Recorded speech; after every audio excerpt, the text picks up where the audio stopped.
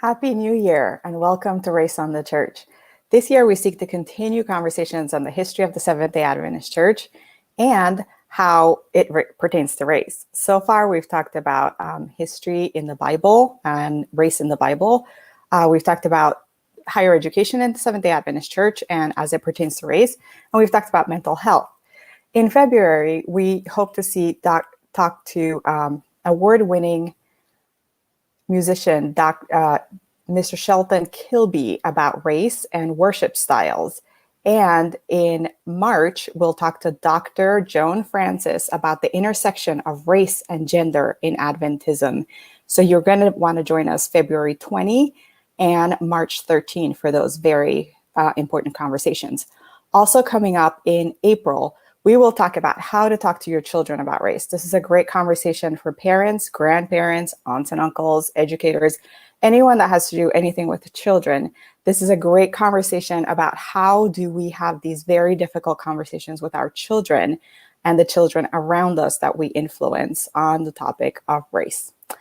But today we talk regional conferences with Dr. Calvin Rock. We're so excited to have him with us today. Dr. Rock is a major leadership voice in the Seventh-day Adventist Church. For more than 6 decades, he has been a pastor, a church administrator, and a writer. He was president of Oakwood University from 1971 to 1985, and a general vice president of the General Conference from 1998 until his retirement in 2002. He has been an active participant in North American Adventism, continuing discussions on race relations. He holds a bachelor's degree in theology from Oakwood University, and a master's in sociology from the University of Detroit, and a DMin and PhD degrees in religious ethics from Vanderbilt University. He's the author or editor of 10 books. In retirement, he lives in Las Vegas. Today, he will be discussing specifically this book, Protest and Progress: Black Seventh-day Adventist Leadership and the Push for Parity. So we're very excited. We have had questions basically at every single one of our Race in the Church conversations where somebody had questions about regional conferences. So Dr. Rock is here to answer those questions and to talk about his book. As he's presenting, if you have questions, please put them in the comment section of whatever you're using to stream today. And we will try to get to as many of them as we can after the presentation during the question and answer period. So let me bring in now Dr. Rock. Hi, thank you so much for being with us today. Thank you, my pleasure. Let's have a word of prayer and then we'll cede the time to you. Okay. Dear God, thank you so much for this opportunity to learn more about the history of our church and about the ways in which we can improve the way we're treating each other. Please help us to learn and grow from this experience, and please be with Dr. Rock. In your name we pray, amen. Well, thank you very, very much. I am honored to be a part of the Azure Hills series. I listened to those topics, and they all sound essential. Now that I know you're on this time on Saturday evenings or whenever, I'll have to try to get on with you and listen in. But thank you for inviting me this evening to talk about the topic of regional conferences. In order to do that, however, I'm going to bring in, or I am going to do it from a wide perspective. This is not just narrowly concentrated on regional conferences. I'm going to talk about the progress of Black Seventh-day Adventists and the battles that have been fought, that have been chronicled in the book, Protest and Progress. And I'm going to deal with it in a way that we will majorly, or in a majority manner, talk about regional conferences, but I want to give you some ancillary information so that we'll have the wider picture as well. So we'll dive right into it, and I understand that the format calls for questions. It is a fact, however, that at the end of my discussion, you see I've already prepared questions, many of which are usually asked in a discussion like this, but I'm hopeful that there'll be others so that we can do as thorough and as basic a job as possible. We want to really be able to help get a good grasp as to how Black Adventism has approached their journey and where we are today, including the status of Black conferences. So, with this topic that you see before you, Protest in Progress, Black Seventh-day Adventist Leadership and the Push for Parity, we will discuss the topic as indicated, being driven by Black leaders. Of course, they are responding to their membership. Now, there have been some very kind remarks about the book. I'm not sure the book deserves such accolades, but at any rate, it is what I hope has been, will be, and continue to be a vital force in helping to understand race relations in the Seventh-day Adventist Church, particularly as has been lived out in the United States of America. It may have meaning for other places of the world, but in the North American division, it must be noted, is where the concentration has been studied. And there are these protest movements that are chronicled in the book.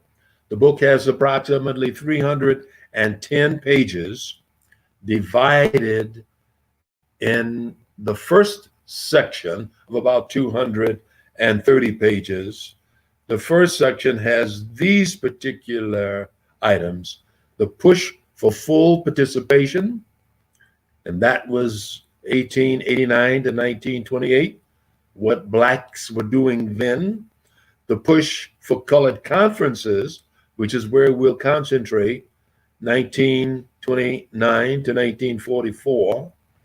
The push for Black unions, 1969 to 1980.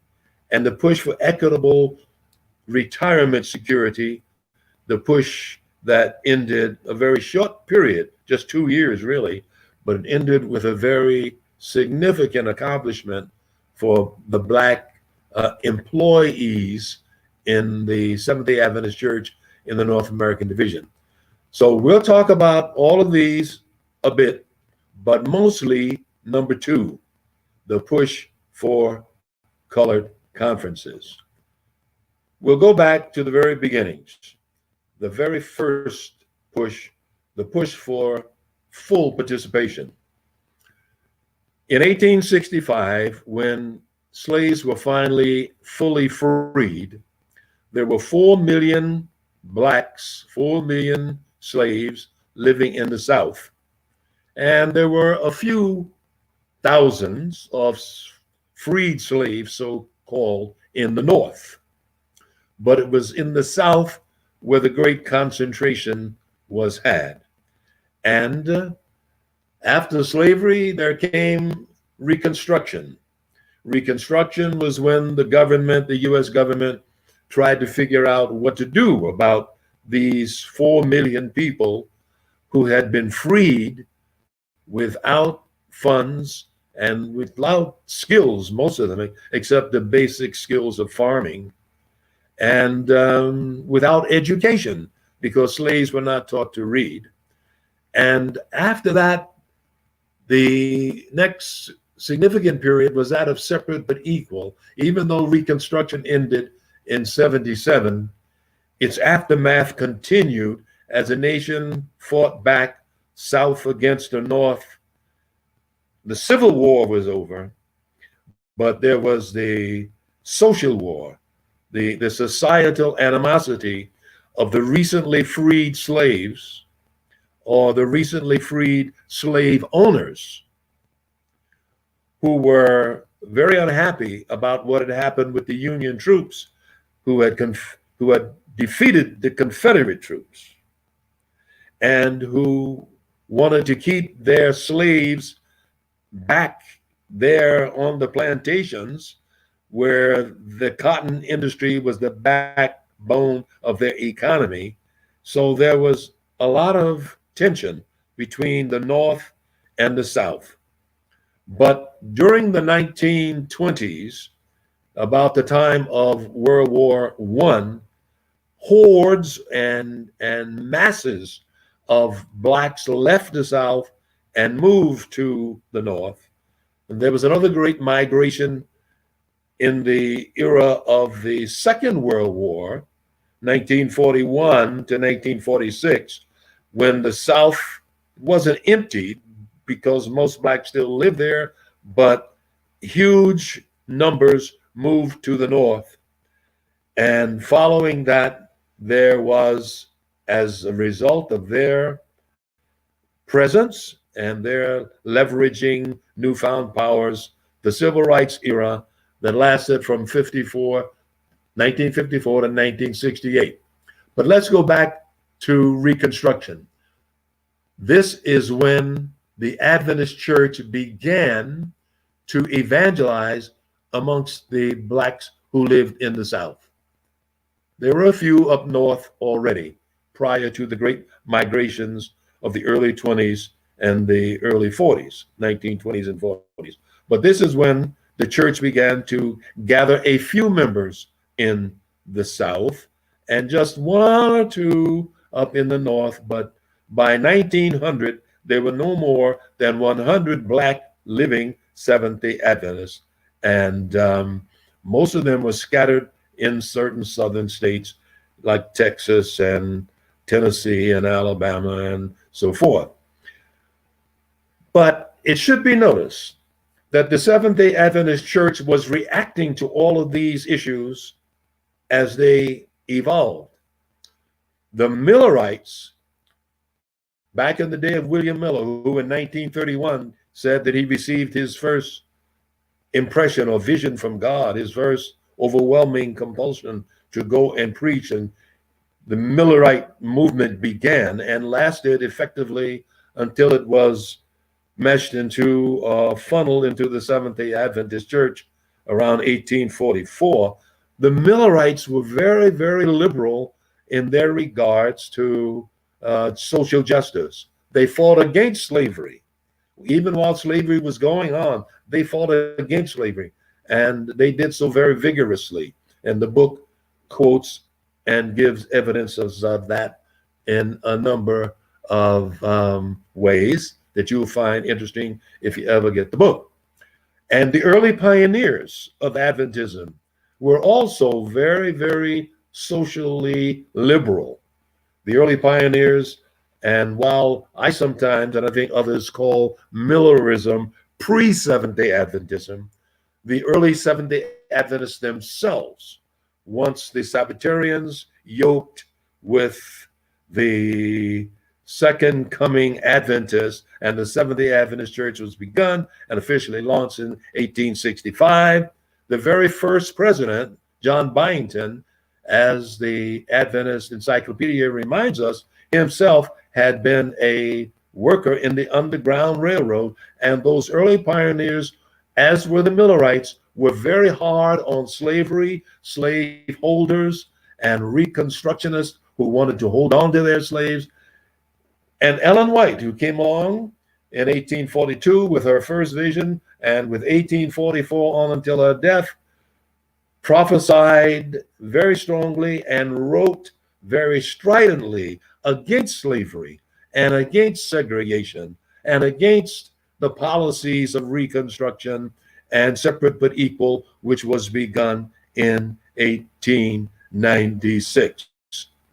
But it should be known that in 1896, by that time, the slaveholders and the negative voices in Reconstruction and those who had opposed abolitionism and those who wanted to go back to the days of slavery and repression of blacks in America had gained enough political power to have passed and voted by the Supreme Court in 1896 a doctrine called separate but equal. Now, separate but equal simply said, to put it bluntly, black people have one standard of living and white people have another, And there's a great difference between the two. And these races should be legally, legislatively separated and never to come together. Now, when that happened, and all this has to be understood before we move any further, when that happened, the church had to make a decision. We only had about 100 blacks alive in 1900, a few years after separate but equal was passed. And separate but equal, by the way, lasted until 1954. And all during that time, from 1896 to 1994, the white leadership of the Adventist Church had decisions to make. And those decisions are what prompted and necessitated black conferences more than any other power or any other force. But let's take a look at how all that developed. In this second slide, you'll notice that the Seventh-day Adventist Church had conservative social policies and practices all during these years of separate but equal. Once the church got started, it had these vociferous voices against social conservatism and separatism and segregation. But once separate but equal was inaugurated in 1896, and the government said blacks cannot worship with whites. In fact, it already passed in 1857, if I remember, or about those dates, the law that said there must be separate but equal, not separate but equal, that blacks must be regarded as 3/5, not even separate and equal, but 3/5 of an individual. So the church was faced with this dilemma. What should we do about this? Ellen White said in the early days, in the 1880s and 1890s, that blacks and whites should worship together and fellowship together. But now comes the law of the land, and says, no, you can't do this. And the problems really began to multiply. And as the church developed in the early part of the century, of the 1900s and 20th century, blacks were not admitted to schools because of separate but equal. Blacks were not hired in institutions. Black could not be admitted to medical facilities or education facilities. In other words, what the government dictated, the church decided they had to follow.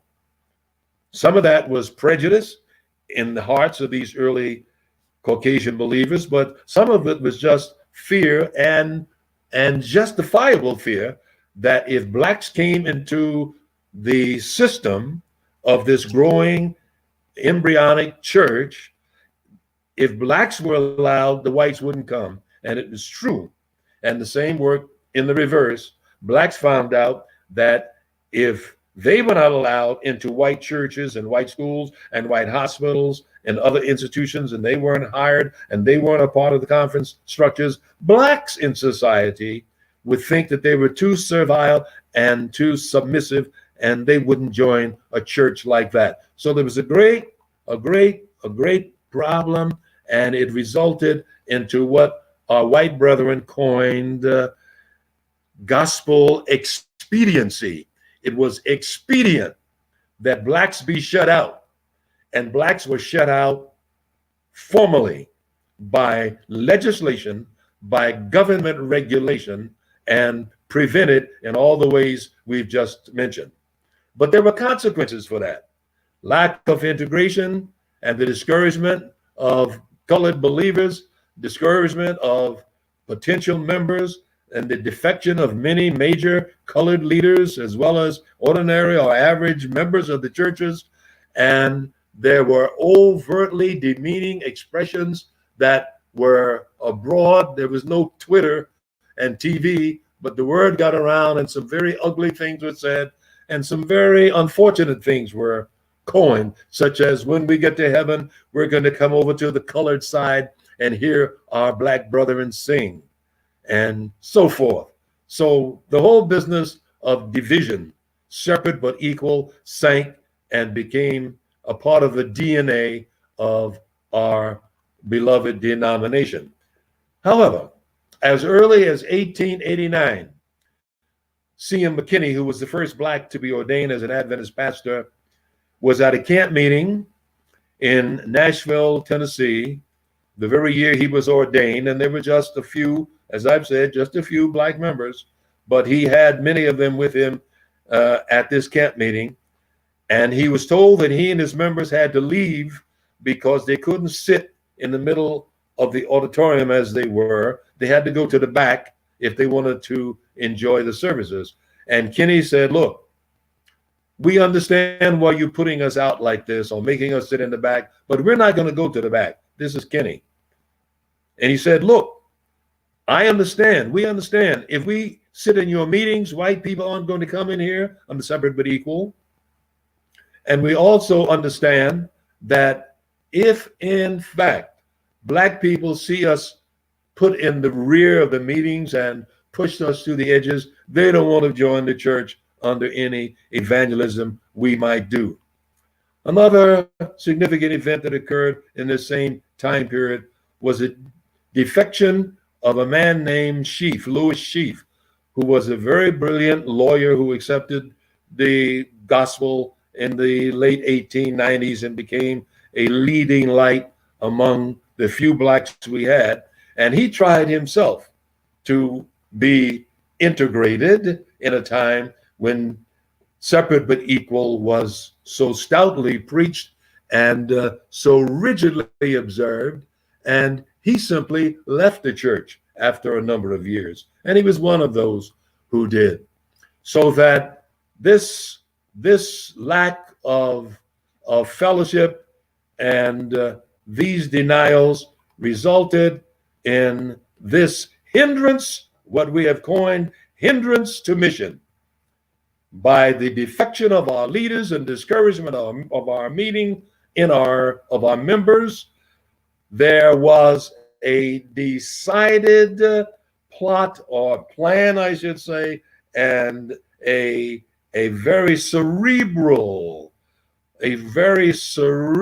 decision by Black leaders that if this is the way we're going to be treated, if we're not going to be able to hang in here and be a normal part of the Seventh-day Adventist Church, if our push for participation is not going to be accepted, then maybe we'd better do something else, because we can't win members, we can't do mission otherwise.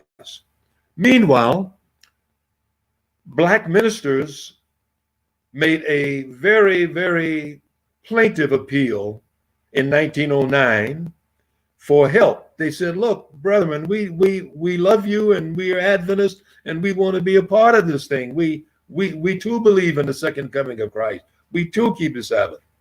What can you do to free our hands? And the Negro Department was begun in 1909, and it was started with 3 white ministers. Now, think of that.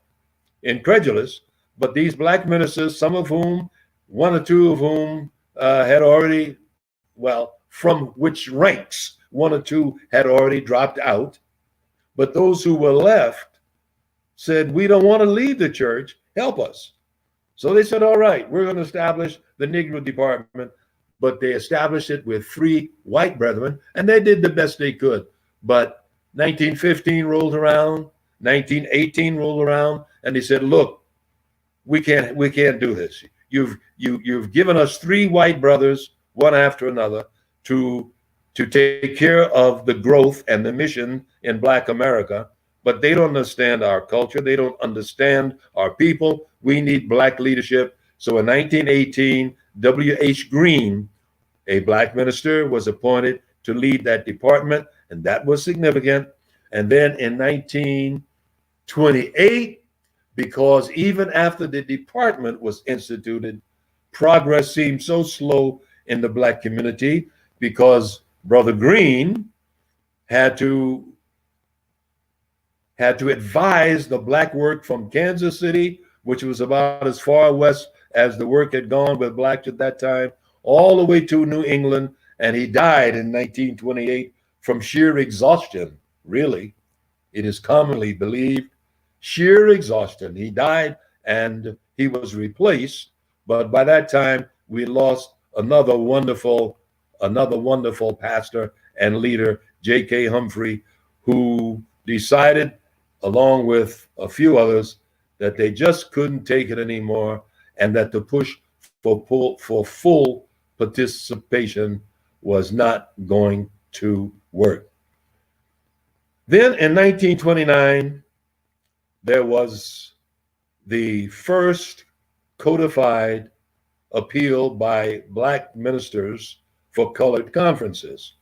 By this time, they had been pleading since 1898, that date should be, when the first repressive and oppressive move was made to push blacks out of the camp meeting. And C.M. Kenny said, one of these days, if you keep doing this, we're going to have to get our own structure. What had happened for 30 years now, from 1998 to 1929, gave way to a full-fledged appeal by colored leaders, by black leaders, the black department notwithstanding. It just didn't do the job. We need colored conferences, and we would like for them to function in the unions just as the state conferences do. But the word was no, you can't have this. And in fact, the white brethren were so very, very emphatic, they said, don't even bring it up again till Jesus comes. And they were misunderstood. They were hoping that if they could get these black conferences in 1929, indigenous leadership would maximize the gospel mission push. It was clear to them, and it should have been clear to our white brethren, but it wasn't, that black leadership could do more for the fulfillment of the mission than alien membership. Indigenous leadership is always better, they felt, and circumstances both at home and abroad have proven that. So the first appeal was made and rejected. Then the second appeal came 11 years later, 11 or 12 years later, when it was decided, look, we just need help here. And a part of that was based upon the fact that a man named Claude Barnett, who was a black journalist and was head of the black journalistic movement in America, had found some things that he was now putting in newspapers. And that was sort of frightening to our white brethren. And not only that, World War II was about to end, and our soldiers were coming back, and they were demanding freedom. And they had decided that if we could fight in France and Germany, we'll have to fight at home. So the situation in the United States was becoming more and more tense. And black leadership in America had found that as its membership was growing, by this time we had grown from 100 members in 1900 to approximately 17,000 in 1944. They said, look, we've got to organize this, and we've got to push even harder for these conferences. But it was not until the Lucy Byard incident era, and it must be noted that what happened with Lucy Byard occurred after conferences had been voted, not before. Many people say, well, this was the primary catalyst. And I must correct myself.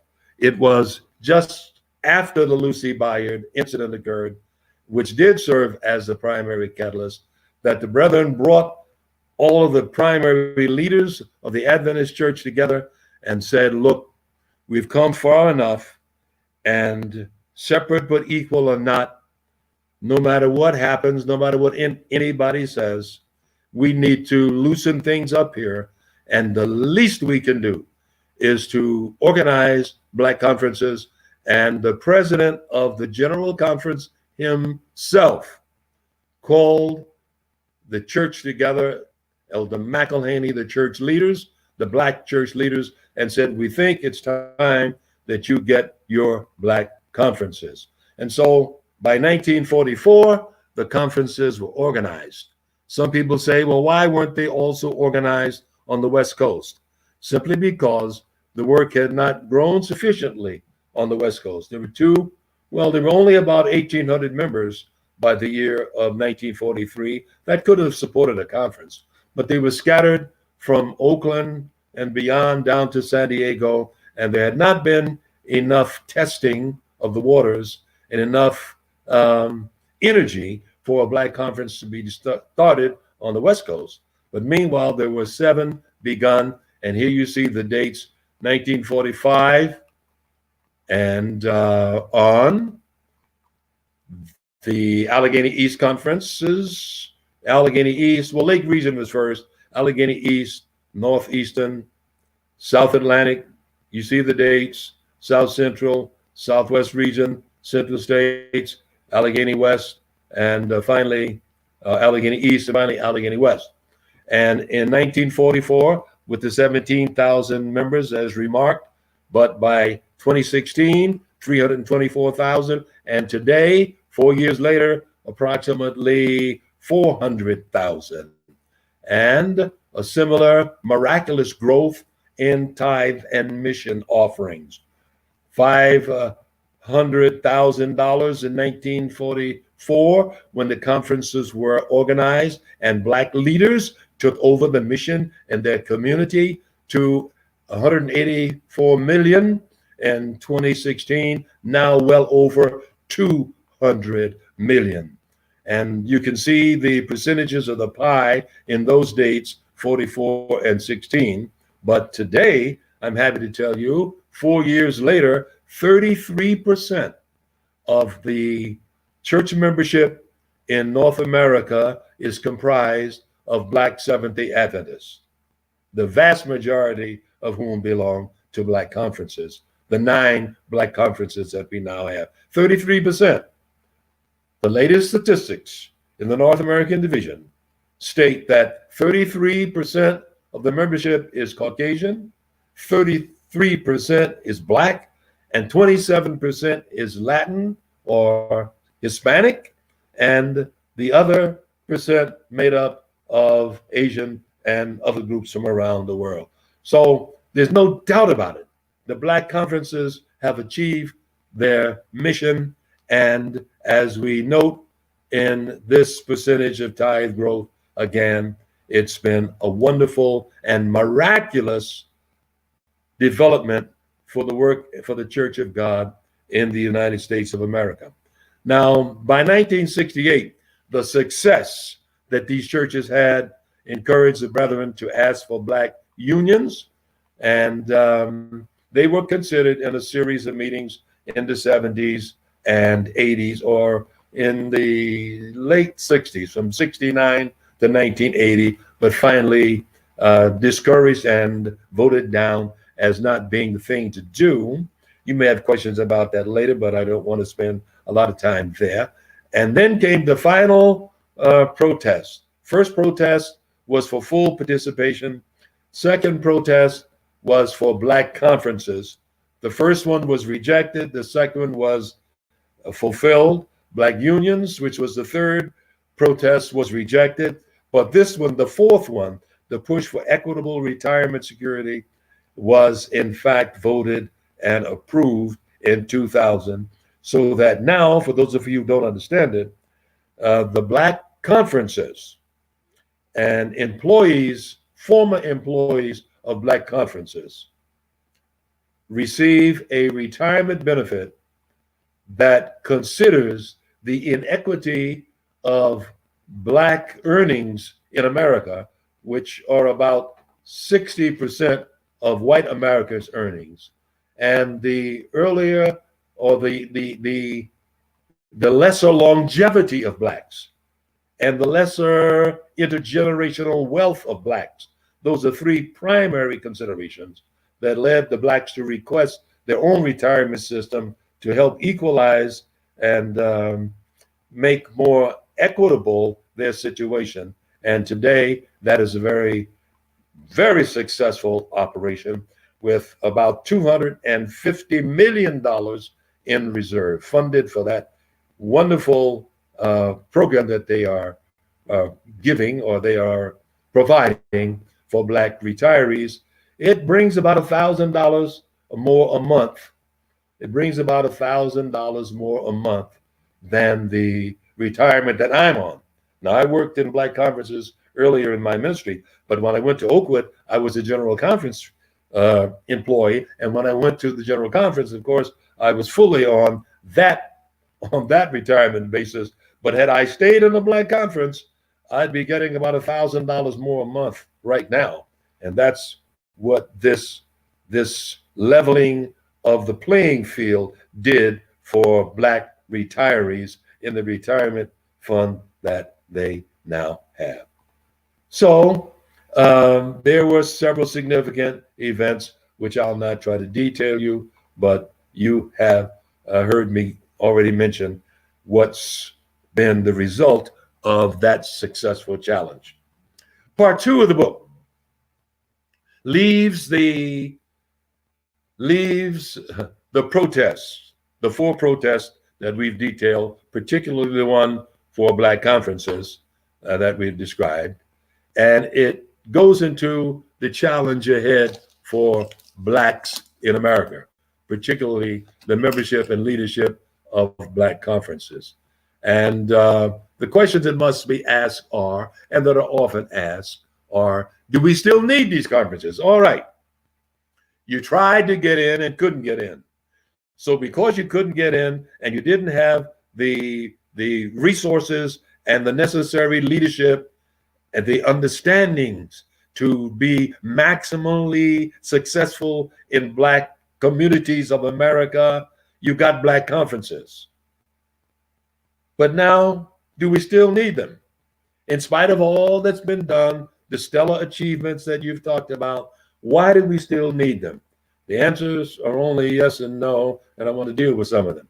Those responding to no, we don't need them, often say, well, what about the principle of unity? Aren't we Christians? And as Christians, shouldn't we be unified and rather than diversified? The answer is unity in diversity is what the Christian fellowship is all about, and not unison. We don't do everything alike. We have separate cultures. Ellen White talks about the flower garden as being the social fabric of the church, not the melting pot. When those brethren or those men or those legislators who were wrestling back with slavery and later with Reconstruction, and then who established separate but equal, they said Blacks and whites in America cannot live together, started this country and set up our Constitution and its rules. They were thinking about a melting pot. That's what Thomas Jefferson and the others were dealing with. Melting pot, where you put all the races in one pot and they all come out the same thing, homogeneous. But it's not this homogeneity that we have as Christians. It was not the way in the early church. You had Greeks and you had Jews and you had others. And Paul was the apostle to one side and Peter to the other. Peter to the Jews and Paul to the Gentiles. It's nothing new.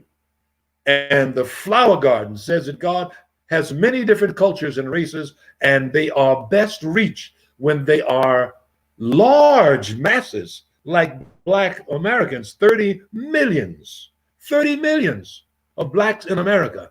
That group is best approached by a homogeneous leadership, not an alien culture. Then there's this thing, some people say, well, these conferences are segregated and they are embarrassing.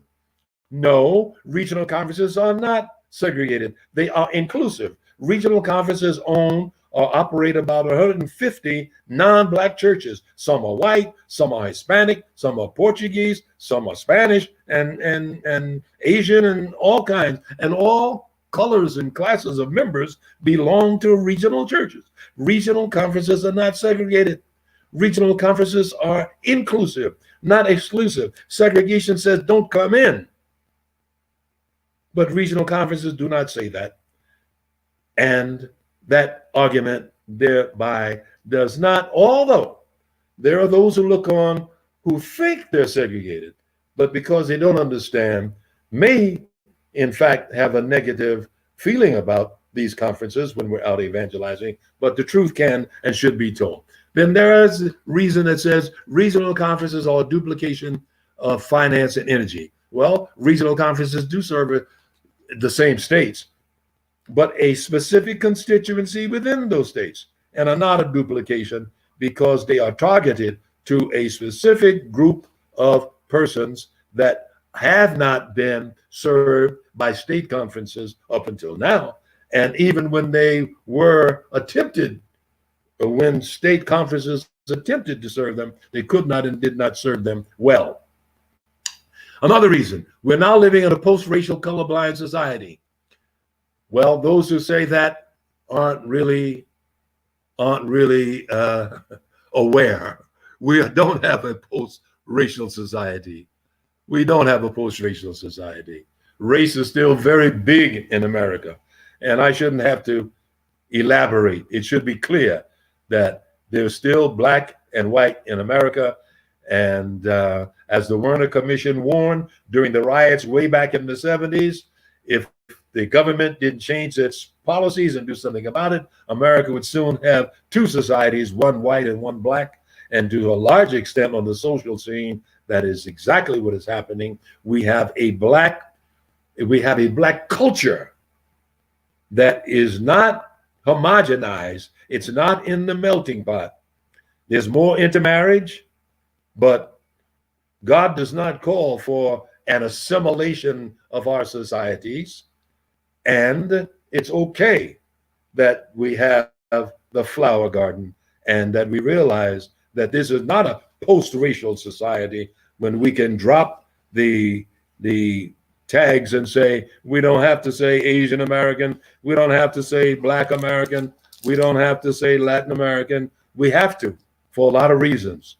And one of the main ones is the preservation of culture that has been that of blacks in this nation. And remember, blacks are constitute the only people who were brought to America against their will. African Americans constitute the only culture that was dragged here, that was pulled here, and that was forced by boundary maintaining mechanisms to stay outside of white society. And they were held outside for almost 400 years through slavery, Reconstruction, separate but equal, and Jim Crow. And during all that time, they fashioned a wide, broad, deep, thick, hard society that has not melted in some pot. And it must be remembered, needs to be approached and cultured with not with alien, but with indigenous leadership. It's best done that way. Then there are those who have other kinds of questions, and maybe we'll get to some of those. But let's talk about some of the yes answers. Are regional conferences needed? We've already covered in general what you've seen here, so let me not pause too long and go to some of the theological considerations. One is that justice, the reason that regional conferences are needed is that the Seventh-day Adventist Church, because of its theological positions, its conservative theology, has taken a very weak stand on justice. And I don't want to disparage any individual, but I did write a letter in the wake of General Conference in 2015 to one of our leaders, and I asked how it could be that those 9 members who were worshiping in that church in Charleston, was it, who had been shot by that young fellow, that all of this had happened 2 weeks before that General Conference session was held, just a few hours away from San Antonio. And we were in San Antonio 10 days at General Conference, and nothing was said about it. Nothing, that there was no general prayer meeting. There was no moaning, and there was no empathy expressed publicly that I know about for what was happening to our people. And when the answer came to me, it was the reason we didn't go into what happened with this massacre of 9 worshiping Black Baptists is that we didn't come to San Antonio to be involved in social issues. We came to finish the gospel. Well, who said that social issues are apart from the gospel? Adventist literature has said it for too long. And one reason is that our theology has been given us by the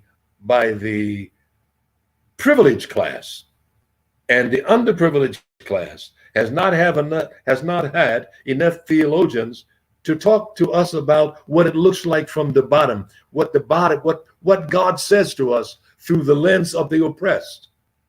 So the culture of the oppressor has produced the theologians, and the culture of the oppressed is just now getting its doctorates and its degrees where they can read in the Greek and Hebrew and tell us what God said through the lens of the oppressed. And that's not the fault, perhaps, of the majority culture, but it's a fact. And it's one of the reasons that Black Americans have to work their communities with their theological impressions of what Isaiah meant when he said, feed the hungry and feed the poor and take up the yoke of oppression, and what Jesus meant in Luke 4:18 when he said he's going to release the prisoners and he's going to remove the yokes. Those are translations that we haven't heard about as pertains to oppression and social depression, and therefore theologians are needed to help talk about it more, and things may improve. But right now, we live under a sociologically conservative theology that does not adequately embrace the Black community. May God help us to improve. Regional conferences are not an expression of thirst of power.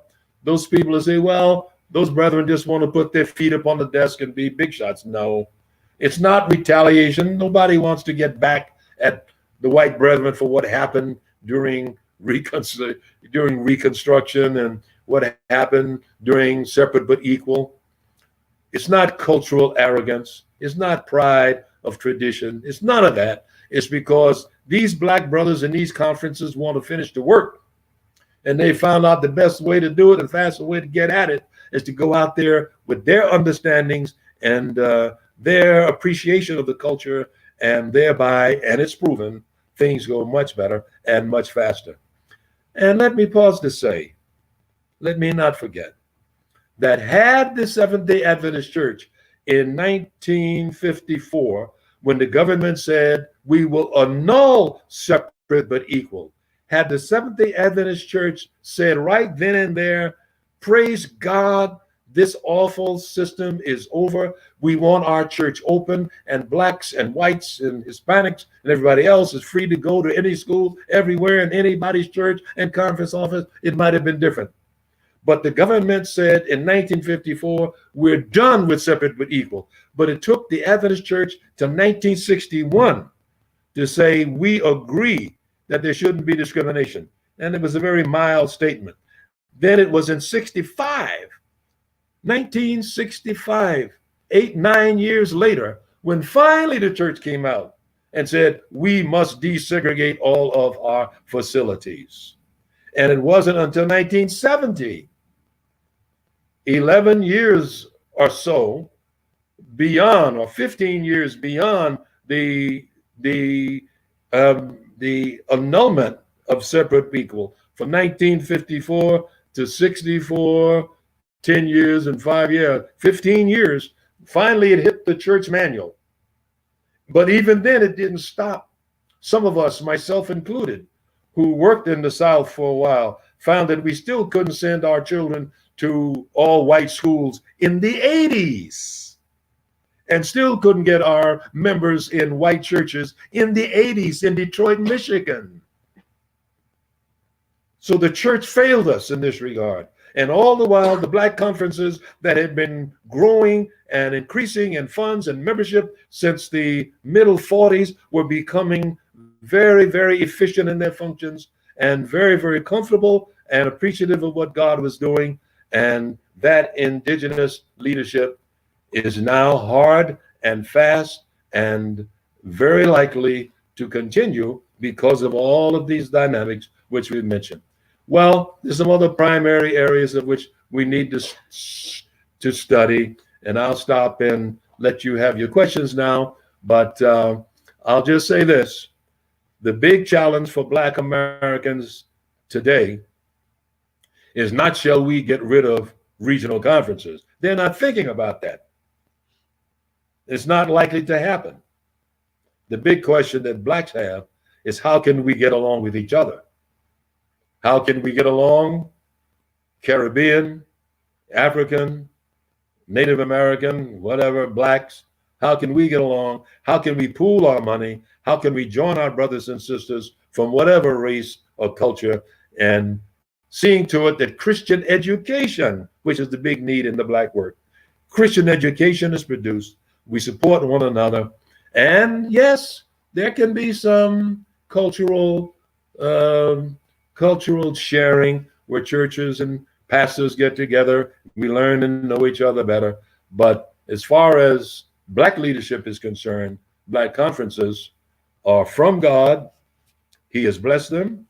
And in all likelihood, they will remain until such time as the work is disintegrated and we all have to run to the rocks and mountains.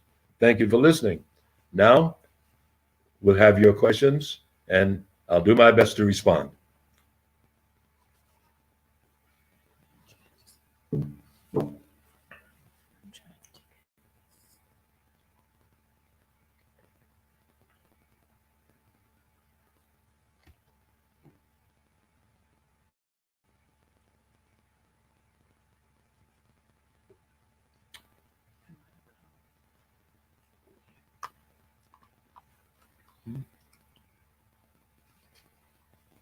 Have I been muted this whole time?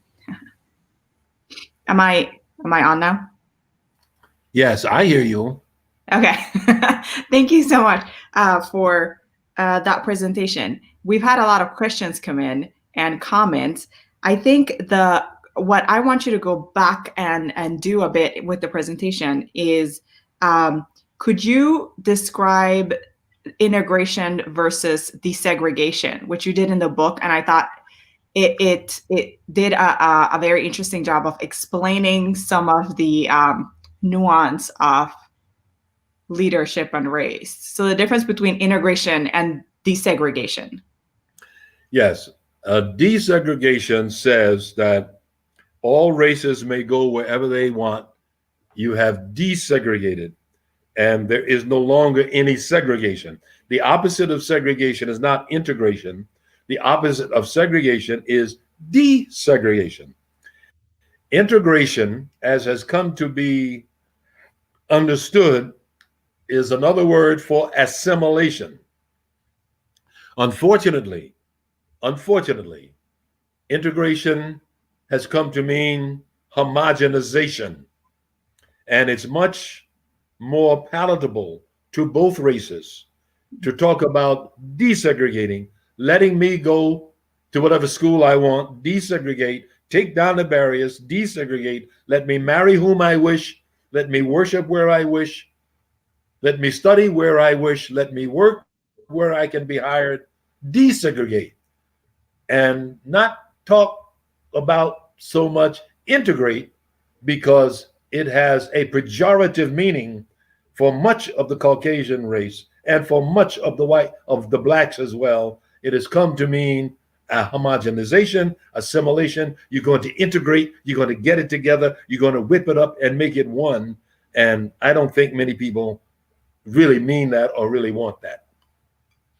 So you talk about a lot of the questions and comments have to do with this idea of moving forward, right? How do we move forward? So one of my favorite quotes from the book that I'm going to put up right now, so It says, it is not helpful to ask an ethnic minority of any stripe, especially one of color, to relinquish accommodations essential to their well-being for arrangements that assume attitudes and conditions that do not exist. This is in regards to regional conferences and people saying, well, why don't we just get rid of them and all of us sort of get along? So you lay out a very good, I think, a very good case for why the conditions are not there for getting rid of regional conferences at this point. We're not at the place where we have achieved parity in the way we are viewed, in the way our leadership works. So I wondered, some of the questions and comments have been, so is there a next step? So maybe we're not ready to get rid of regional conferences or restructure the way we do leadership in the Adventist Church, but would you have advice on what is the next step we need to be taking as individual church members, as leaders? What is the next step we could be taking towards eventually achieving this idea of everyone being valued equally and achieving parity in our church? All right. Everyone can be valued equally without homogenization. Everyone can be valued equally under desegregation. Desegregation says I can go where I want. And still everybody is valued. If I want to worship at a black church, it doesn't mean I don't value my white brothers as much as I value the black brother or sister. It just means that that worship style appeals to my sense of reverence, to my sense of worship. And it feeds my soul. And it feeds my culture. So when I'm in that quote that you just put up, what I was trying to say, and what I think is true, is that we're not ready. We're not ready to act as if those conditions don't exist. And there's no sin. It's no sin for me to prefer worship in a white church over worship in a black church. There's nothing wrong with that. That's the way I'm wired. It's the way, it's my visceral self. This is where I found God. This is where I meet God. I traveled the world preaching. I visited over 75 countries as a college president and as a vice president of the General Conference on various missions. And whenever I had to have an interpreter, I would find that it was very much the case that they would rather pray in their native language. And they would rather hear the people, many of whom understand English, would rather hear preaching in their native language. People worship God where they are. Mm-hmm. And the black race is not yet ready by majority. It changes. Education changes some of it. Some erudition occurs, and where you go to school and whom you marry and where you live and things change. Things change out in the suburbs, and you go to church, that's fine. But you have made a shift, ever so slowly perhaps, but things have changed for you, where your appreciation becomes something different from that with which you were born or nurtured. And we have to appreciate that and not get angry. Now there's white flight. On the other side, there's white flight. We're not ready, because if 300 or 400 black people go to a church, those people will leave that building and give it to you. They don't stay there. Come on now. We have to be real. We're not ready. Do away with black churches. Do away with this power structure that has allowed an increase of employment for our people, and it has brought so many goods. Why are they going to do away with it and then be told to go to churches where still we find, and we all know it, maybe it's better now than it used to be, but white flight has decimated whole geographic areas of cities where white churches used to be of any white Adventist. In fact, you can go to England now, go to London, you can't go to New York. You can't find, it's hard to find a white Adventist in New York City. Just go there and look for a white church in New York. And I'm not saying that's evil or that's bad. It's just the way it is. You go to London, where when I first visited London, there were white churches all over the place. But you can't, I'm not an authority on what's going on in England, but I am told that it's hard to find a white Adventist in England, in London anymore, because the West Indians have come in, have taken over, and the communities and the churches our white brethren want to worship where they want to worship, and there's nothing wrong with it. And we need to relax and stop berating ourselves and flagellating ourselves because we're not sitting up in the churches with no majority black cultures. Nobody should be put out, but nobody should get angry because somebody wants to worship where they feel comfortable. I live near some wonderful churches that are majority white, and I go there often. I go there as often as I do the church that I used to pastor here in Las Vegas, which is majority black. And I enjoy both. So maybe you could say I'm confused. I don't know, but I love them both. No, I feel like the message that you're trying to get across, which I do believe we need to hear, because we have fallen into, as you talked about, we have fallen into the fallacy of integration, that is what God wants for us, for all of us to be the same. And over and over, we run into the reality that no, God made us very different. And that makes us have different personalities and different things we're drawn to. So there is nothing wrong with having a preference in the way you worship God, because God wired you that way. So that is, I feel like it's a very important message. But people have lots of different questions in lots of different areas that they want you to go talk about. So let's see. I'm trying to what I'm trying to do is come up with first, let's do a comment. It says from Tara Taylor, my father is a retired pastor, and we're very grateful for the work of Elder McCoy and his team to bring about the changes in the retirement, which was very fascinating. That was a very fascinating example of the way how you laid out in your book, addressing the issues that are specific to Black members in the Adventist Church, which is longevity is different, pay is different, so you need to address that in retirement. And I thought that was very well explained in the book. Another one. Okay, so this is a question about regional conferences from Pastor Jesse. She is asking, is the leadership of regional conferences also inclusive? Because you talked about regional conferences being inclusive. So she wants to know if the leadership is also inclusive. Those regional conferences that have significant number of churches of Hispanic origin are, and yes, the answer is yes. Where there is a significant number of churches of another culture, they are. So other questions, I'm going to ask a couple explanatory questions first, and then maybe a larger. So Trevin Osborne wants to know if you could do a brief overview of the fight for Black unions, because you skipped over that in the presentation, and he was just wondering if you could do a quick overview of that. Surely. Black unions were proposed in 1969 by the Regional Conference Fellowship, and that's not what it was called, the Regional Conference Council, maybe the name, where a number of younger pastors decided that, from what they understood and thought, this wasn't the presidents, this was some young fellows, that they thought we ought to get regional unions. The Black presidents, and I think there were 8 of them at that time, signed in after a year or two of discussion.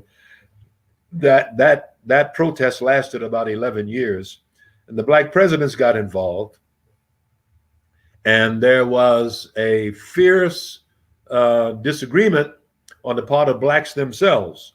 Some Blacks who called themselves integrationists, or at least they were dubbed integrationists, called integrationists, said, no, we don't need to get black unions. That's a bridge too far. We need to stay where we are and relate to the unions like the state conferences, rather than having no further local conference ties. They felt that staying tied at the local conference was a better way to go. And the church thought about it and debated it and wrote about it and prayed about it. And finally, after 3 separate sessions, had the conclusion, or I should say, the conclusive vote that it wouldn't be the right thing to do. And that was in 1980, 79 or 80. I have to go back to my slide. But when that was done, it effectively concluded. But one of the things that really helped make the argument a bit less forceful was that in 79, Charles Bradford was made the vice president for North America.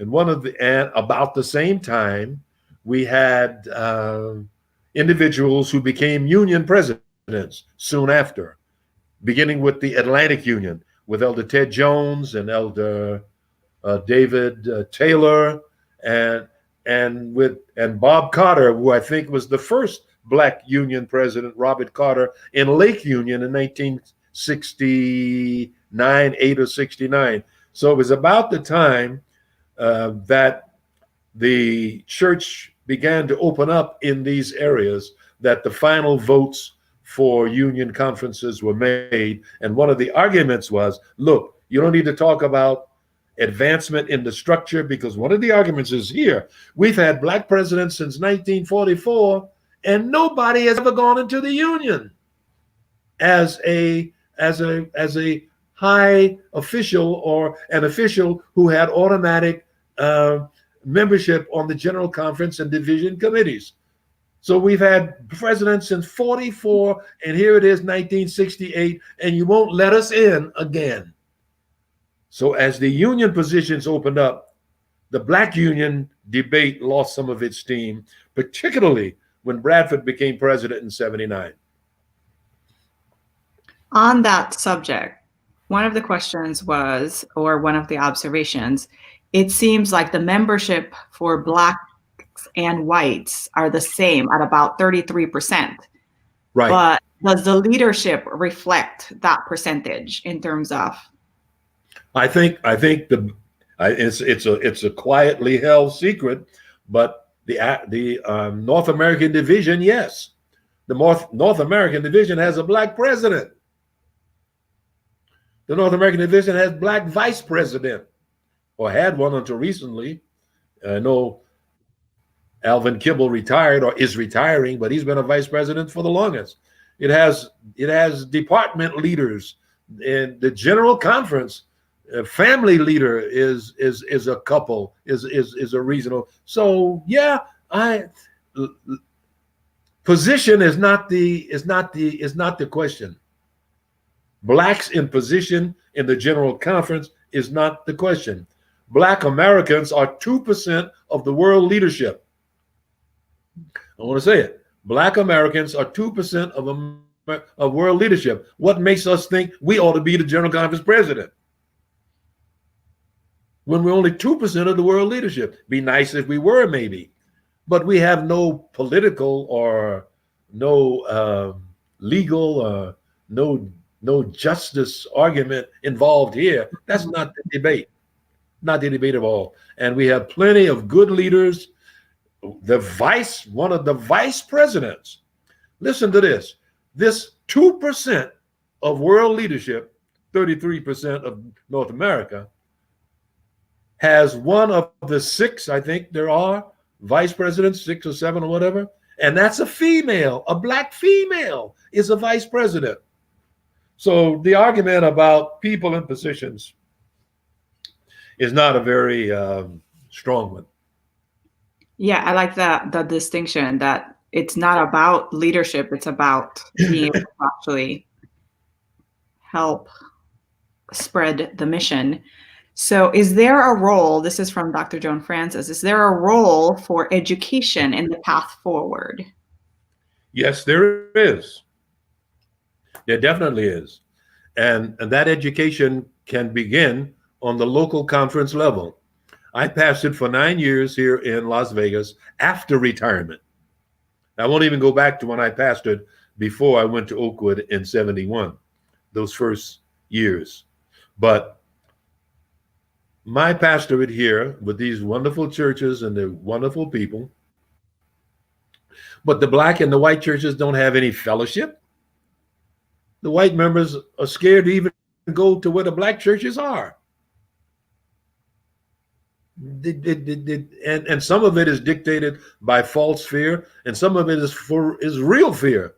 A lot of black folk are scared to go where some black churches are, if you want to know the truth. So again, let's be real. Let's be real. In order for this to happen, there has to be education, and that education can begin. Maybe we should have joint picnics once a year. Or maybe the white and black churches should get. In fact, I just read where in Denver, one of the black churches, one of the white majority white churches had a joint communion service. Wonderful.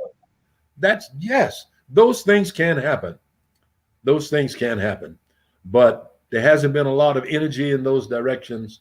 And I guess everybody's so busy trying to finish the work, they don't. We don't have time to find out that it's going to take the Holy Ghost to bring that apart. But there are some things we can be doing. Excellent. What has been your experience? I think, so Dr. Francis is an educator, so I wonder if the question has to do specifically with our schools and what is the role of our Adventist schools, especially in the early years in helping. Okay. Yeah, there can be more, a lot more educating done with regard to the history, going way back there to slavery. When people, yes, I don't want to get to that again, but just let me say, we need more books.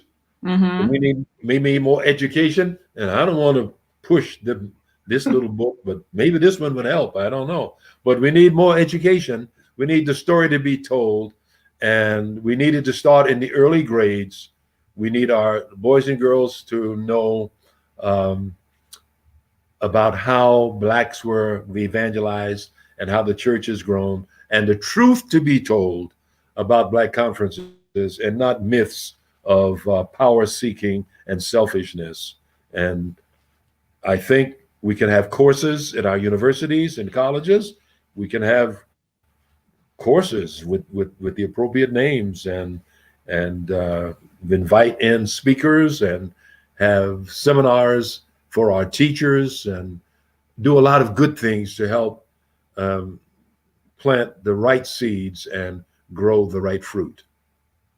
Yeah, I will say that reading your book was very, very educational and instructive in my own understanding of the issues. So maybe you don't want to, but definitely get the book, people. It's very good. Thank you, ma'am. Thank you. Amazon, you can get it from Adventist Press. You can get it from Amazon or CBRock4. That's my email. CBRock4@cox.net.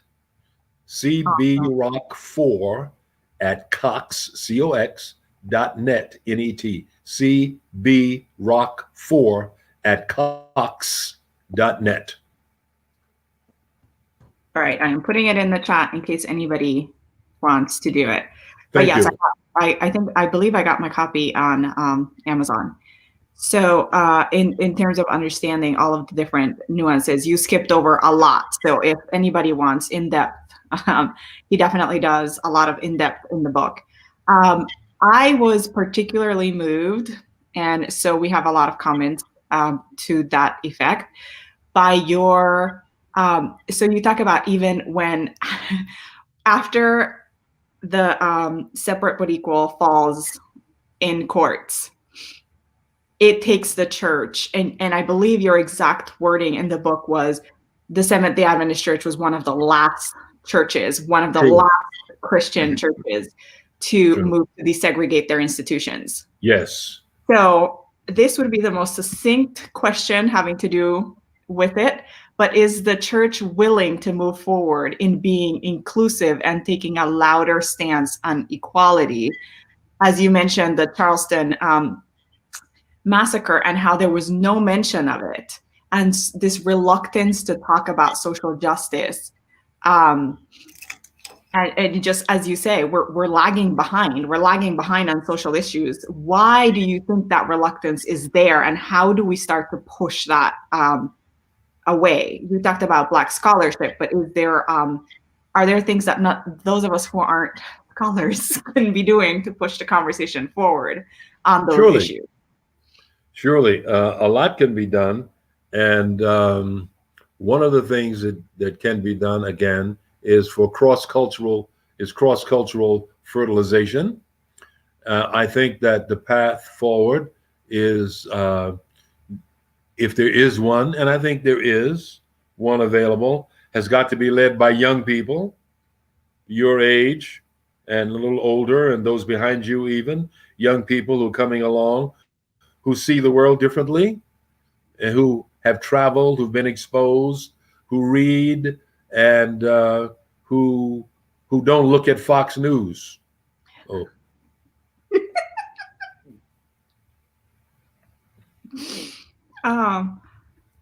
I will stop giggling about that and put up our next. So more question, this as a former president of Oakwood. This question is, how important has it been to have an HBCU like Oakwood as part of the Adventist Church?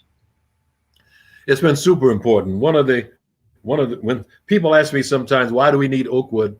I often ask the question, why do we need Black institutions or Black cells of any kind in America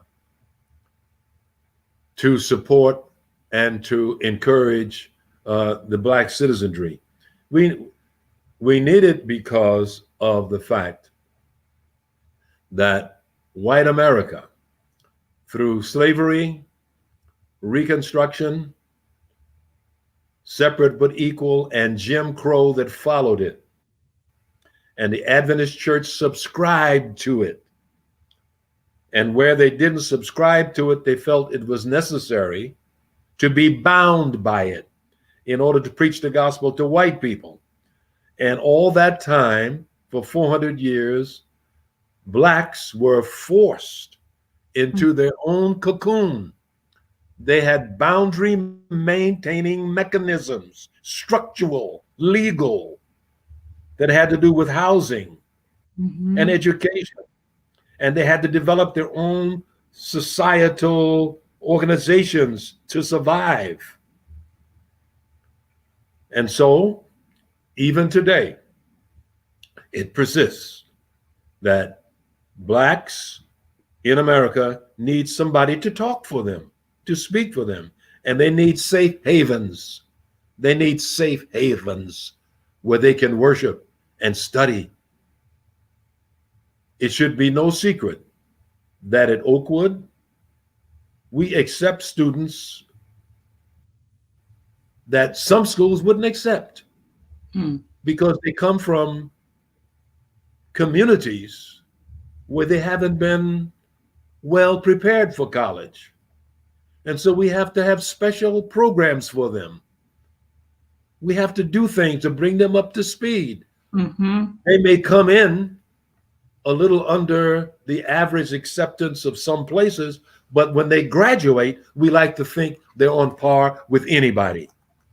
And that is proven by the fact that for many years, Oakwood had more applicants to medical schools around the country, and in some cases, as many acceptances as any college or university in the land.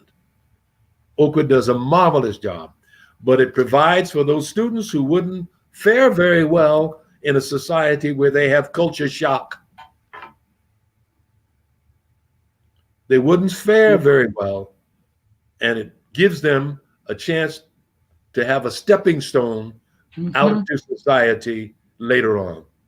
So that's why we have Oakwood, and that's why we have the NAACP and the Urban League and the Legislative Congress, the caucus in the Black Caucus in Congress, and that's why we have Black coordinators in the two unions in the North American division where we don't have Black conferences. We don't have conferences, Black conferences, where I live in the Pacific Union, but we have Black coordinators.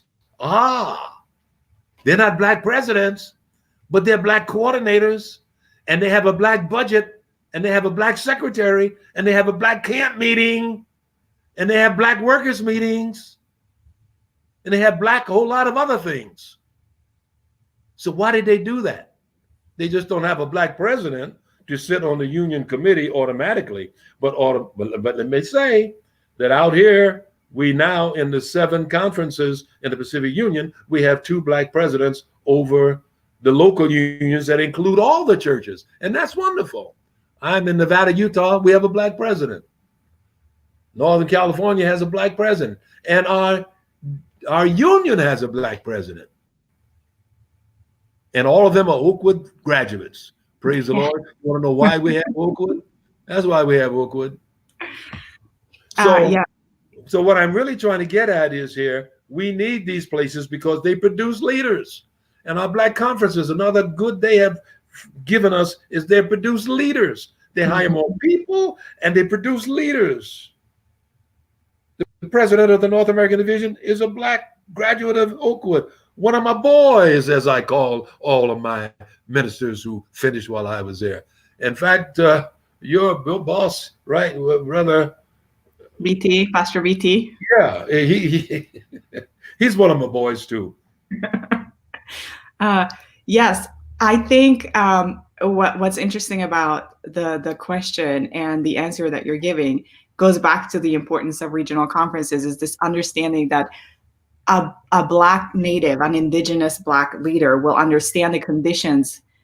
So as you mentioned, other schools might not understand why certain children are not ready for college. They don't have the education. They're not at the level that they need to be at to go to college, but you understand why. You know that those schools have been under budget, underfunded, that, you know, you read about these schools that are absolutely, if a child takes I remember reading an article that said there are schools where if a student takes every single high school class the school offers, they are still nowhere near ready for college because of how underfunded the school is. And a school like Oakwood would understand those constraints and be more willing to make accommodations to make sure that their students succeed.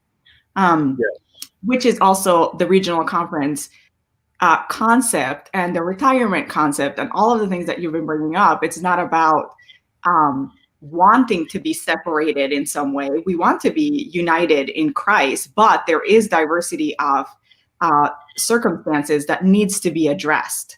I really thank you, because I think your book did such a good job of highlighting those issues in helping us understand a little bit better the circumstances that needed to be addressed. And it's a sociological reality. But make no mistakes. Make no mistake. That percentage of student that has to come to Oakwood undereducated might be like 15, 20, I don't know what it is. But the majority of students there could have gone most anywhere. Yes. The difference is Oakwood has this extra thing for those who need it. And when it comes to being united with our brothers and sisters, I am much united. You know, everybody. This is a matter of loving everybody, but understanding that everybody is not the same, and respecting. Why would you send me in to pastor a church speaking Russian? And all I know is Dobra Dane and Dobra Utra. And I've forgotten what that means. But I learned that when I was in Russia having an evangelistic campaign. So the cultural difference in the Black community is as real as a language difference. It's very real. Mm-hmm. You have to understand that.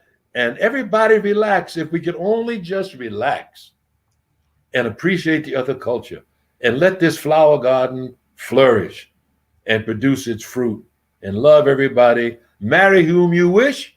If I want to marry a white woman, that's fine. Let me marry her. I'll have a baby. But you know what that baby will be? The baby will be Black. That's how America puts it. So this integration itself is a myth. Mm-hmm. You can integrate by marriage, but your posterity is Black. Mm-hmm. That's the way America is.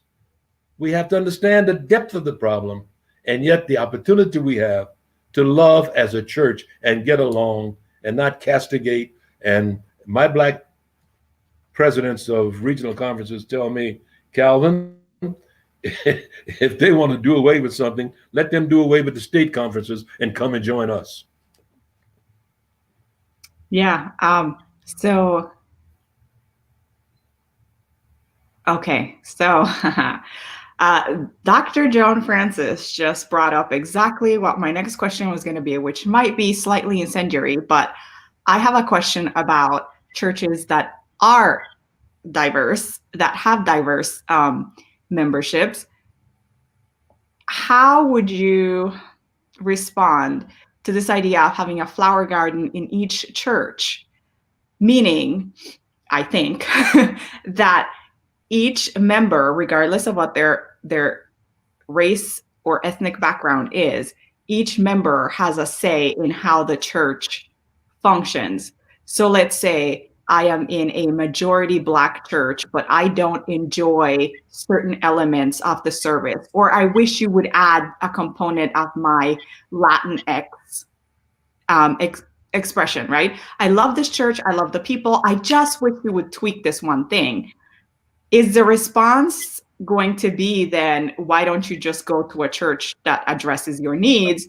Or how does this fit into this idea of finding what fits for you while still pushing for accommodations where you are?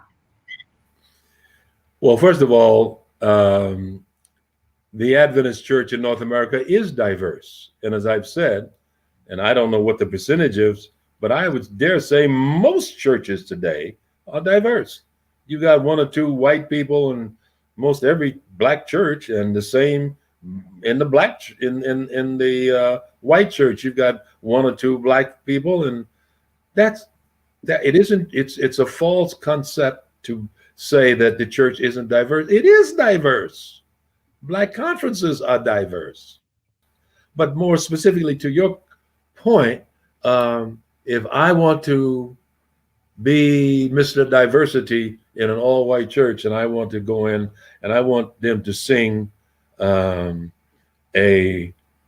spiritual or sing a gospel song of the type I like. I don't like these hard knock down, beat down, drag out, so noisy gospel song you can't hear yourself in church. I don't enjoy that. That's why I don't go to some Black churches. I want to make that clear. I try to stay away from some Black churches because I want my ears to survive, and they make too much noise. So let's be real. That's a fact. But if I wanted to go to a white church where I wanted to introduce some Black culture, I'd be very, very doubtful that I could succeed, because I'm not sure they know how to sing my spirituals and my. And if I wanted the white preacher to preach like a Black man, I know I'd be in trouble in most churches, because it just doesn't work. So I think I'd have to adjust my taste. If I want to go to a majority white church where they don't clap or they don't say amen, or or where things are kind of different, I just have to learn to enjoy it. And I probably could. I probably would. But I wouldn't go in and say, no, I'm going to go in here and see how much of me I can inject into the system. Now, if enough of us get there, we'll probably get somebody on the deacon board, and we might even get some elders in the church who could speak at the right time and help to do some things that would, and help to educate. But it would take, I think, somewhat of a group endeavor and not just one or two people here or there. And hoping meanwhile that the more of the blacks who show up, the more of the whites don't run away. That's the problem. Which is what Dr. Francis was talking about. At what point, we start to see white flight. Yeah. I just wanted to say thank you so much for joining us. I'm looking at my time. It's 6:30. So thank you so much. This has been such a fun conversation for me. I highlighted about half of your book and had about 20 questions I wanted to ask you. So it's a very exciting thing for me. I will now just do a little bit of housekeeping for the end of this, the end of our time together. I just wanted to remind you that we have a monthly action step that we ask you to take part in. This month's action step, and I'm trying to find it here, is to join a discussion group or a book club addressing equity. You can join a group or start your own, and I wanted to plug our group, which is starting next Sabbath. It's called Revolution Fatigue, and Carlton Robinson is going to lead out in an exploration of historical movements for racial equity. And he especially wants to talk about what are the things that we're doing that we could improve on so that we don't end up with this revolution fatigue that we seem to be having the same fights over and over again. So join us. You can go to our website to join this group at www.azurehills.org/RAC, or follow us on Instagram to keep up with all of our news and information. So this is a 4 weeks,